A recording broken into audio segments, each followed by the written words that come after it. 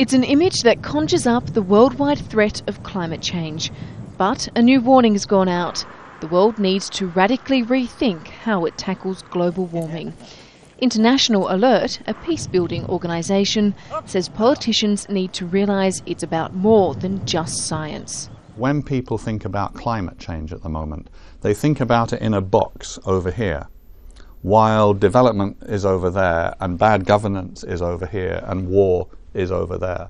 But actually, in the lived experience of people throughout the world, in the poor and developing countries, all of these things are just one box, and you've got to deal with the interaction of all the elements. If we don't, we're going to fail. The new report, part of a European Union initiative, says the social impact of climate change policy is being ignored. It highlights the dangers of pitting different population groups against each other when scarce water resources have to be managed. International Alert also says shifts towards a low-carbon economy must be supportive of development and peace, unlike what happened with the rapid move to biofuels. Some have championed the liquid fuels derived from plants like maize as an alternative to petroleum. But in 2008 alone, nearly 30 countries experienced protest, riots or unrest after global food prices shot up.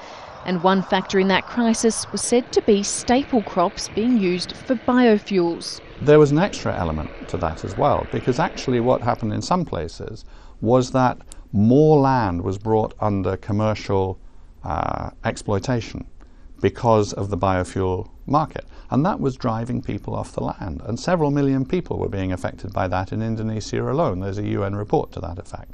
So you can see the way in which, if you don't think through what the consequences are, then good intentions can really lead to seriously bad effects. International Alert's also urging governments to do more to prepare for climate-related migration. Some experts say by the middle of this century, the effects of climate change could force 200 million people to flee their home countries. With an exodus from North Africa and Western Asia to Europe, Latin America to the US, and Southeast Asia to Australia.